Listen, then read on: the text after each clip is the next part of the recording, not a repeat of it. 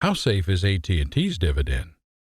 On July 24, 2019, AT&T reported second quarter financial results for the period ending June 30, 2019.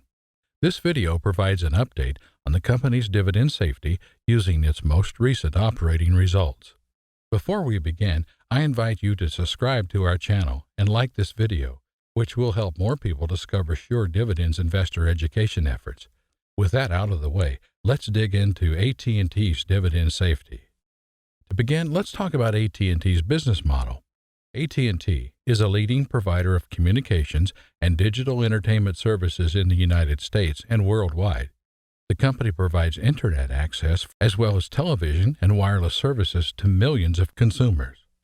AT&T trades on the New York Stock Exchange with a market capitalization above $241 billion. AT&T is one of the world's most popular high-yield dividend growth stocks. The company's current dividend yield of 6.4%. Moreover, AT&T is a consistent dividend grower. In fact, the company has increased its annual dividend payment for 35 consecutive years. This qualifies AT&T to be a member of the Dividend Aristocrats Index, a group of exclusive dividend stocks with 25-plus years of consecutive dividend increases. For the remainder of this video, we will discuss AT&T's dividend safety from these perspectives: its dividend safety in the context of its current earnings, its dividend safety in the context of its current free cash flow, its dividend safety in the context of its recession performance, and its dividend safety in the context of its current debt load. AT&T's dividend safety relative to earnings. First, let's discuss AT&T's dividend safety in the context of the company's current earnings.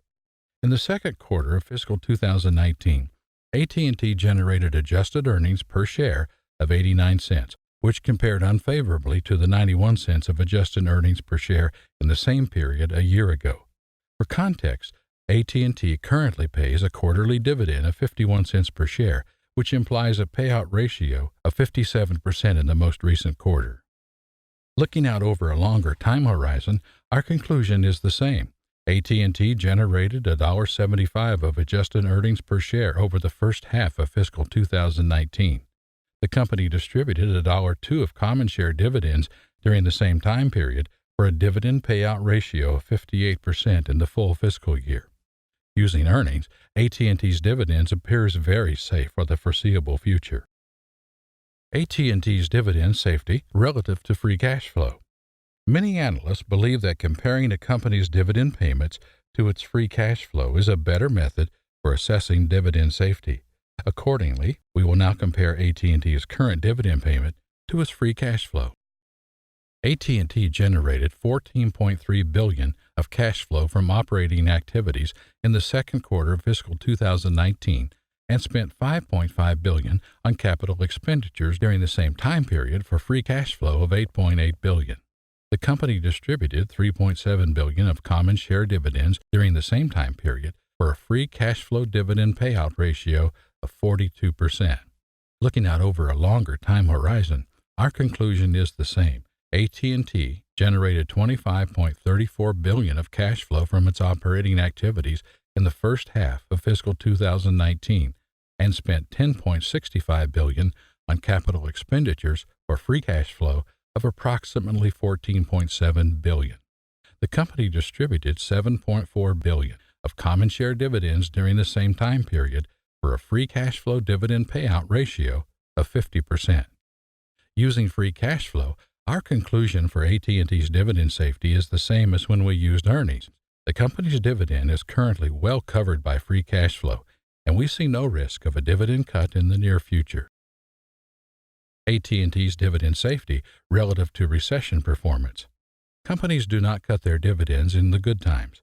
Instead, dividends are reduced when companies experience financial difficulties. Accordingly, this section will analyze AT&T's current dividend safety in the context of the company's historical recession performance. We believe that the best way to measure a company's recession resiliency is by measuring its earnings per share performance during the financial crisis that occurred between 2007 and 2009. AT&T's performance during this time period is shown here. 2007, adjusted earnings per share, $2.76. 2008 adjusted earnings per share, $2.16. 2009 adjusted earnings per share, $2.12. 2010 adjusted earnings per share, $2.29. 2011 adjusted earnings per share, $2.20. 2012 adjusted earnings per share, $2.33. 2016 adjusted earnings per share, $2.69. AT&T's earnings per share declined by 22% peak to trough in the worst of the 2000 to 2009 financial crisis. With that said, the company's earnings still covered its dividend payments, and it continued its multi-decade streak of dividend increases. Because of this, we have little concerns about its ability to pay rising dividends during future economic downturns. AT&T's dividend safety relative to its current debt load. The last angle that we will use to assess AT&T's current dividend safety is by looking at the company's current debt level, which is a cause of concern for many investors. More specifically, we will see how much the company's weighted average interest would have to increase before its free cash flow would no longer cover its dividend payment. At the end of the second quarter of fiscal 2019, AT&T had $170.6 billion of total debt outstanding. The company generated $2.2 billion in interest expense in the most recent quarter for a weighted average interest rate of 5.2%. The following image shows how changes to AT&T's weighted average interest rate would impact the company's dividend safety as measured by free cash flow.